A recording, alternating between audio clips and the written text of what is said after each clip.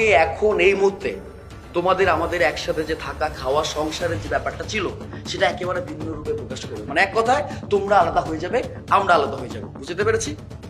মানে তুই আলাদা থাকবি, আমরা আলাদা থাকবো, আলাদা খাবো। আরে বাবার কথাটা তো চিন্তা করবি। বাবা এই অবস্থায় যদি শুনে যে আমরা আলাদা হয়ে গেছি, কি পরিমাণ কষ্ট পাবে তুই একবার চিন্তা করছিস? আমি জানতাম তোমার সাথে এইসব বিষয় নিয়ে কথা বললে তুমি এরকম ন্যাকা কান্নাটাই করবে। এত সব কথা তো আমি শুনতে চাই না।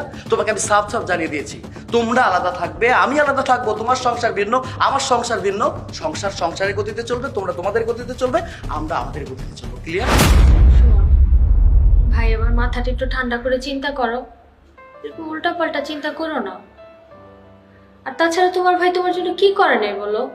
ভাবি, তোমাকে ভাইয়াকে আমি যথেষ্ট সম্মান করি, খুব সুন্দর মতো বুঝিয়ে কথা বলছি। আমি যে কথাটা বলেছি সেটাই চূড়ান্ত। ওকে? দেখ মেজো, তুই তো জানিস যে আমার 1 মাস হয়েছে জবটা নাই।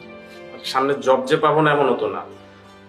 এখন এই অবস্থায় তুই যদি আলাদা হয়ে যাস তাহলে আমরা থাকবো কই আর খাবো কি? হাসালে।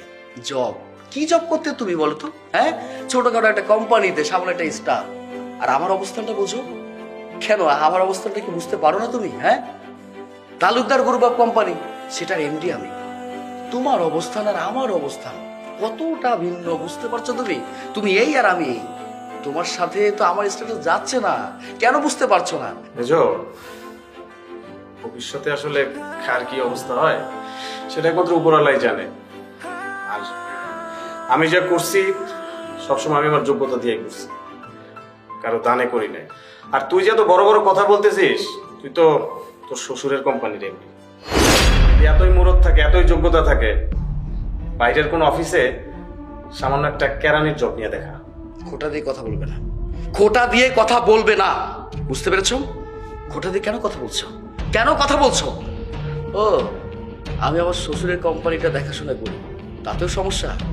এখানে তো পার্থক্য তো এখানেই। আমি একটা ভালো অবস্থানে আছি, সেটা মেনে নিতে পারছো না।